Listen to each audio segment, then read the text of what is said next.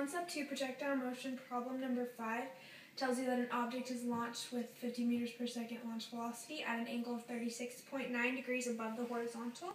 It asks you to find the vertical and horizontal velocity of the object, the time it's in the air, and the horizontal range of the object.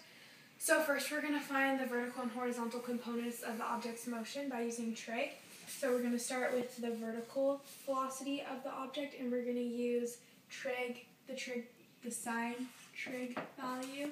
So we're going to do the sine of 36.9 degrees equals opposite, which is y, over hypotenuse, which is your launch velocity of 50 meters per second. So y over 50 meters per second. We're going to multiply the sine of 36.9 by 50, which gives us 30.02 meters per second.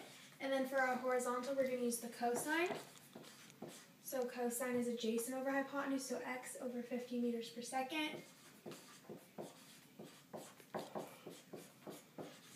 And then we're going to multiply 50 meters per second by the cosine of 36.9, which gives us a horizontal velocity of 39.98 meters per second.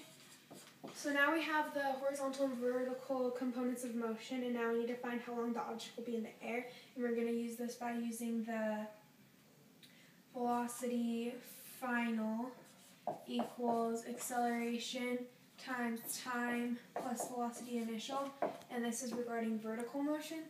So our final velocity is going to be 0 meters per second since it's going to hit the ground and it's not going to be moving anymore, equals acceleration, which is negative 10 meters per second squared, times the time, which is what we're solving for, plus the velocity initial vertically, which we found up here, so plus 30.02 meters per second.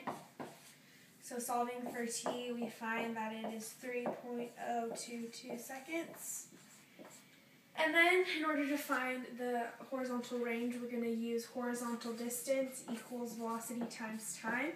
So we're solving for the distance, and we found the horizontal velocity up here to be 39.98 meters per second, and we just solved for the time, so times 3.022 seconds.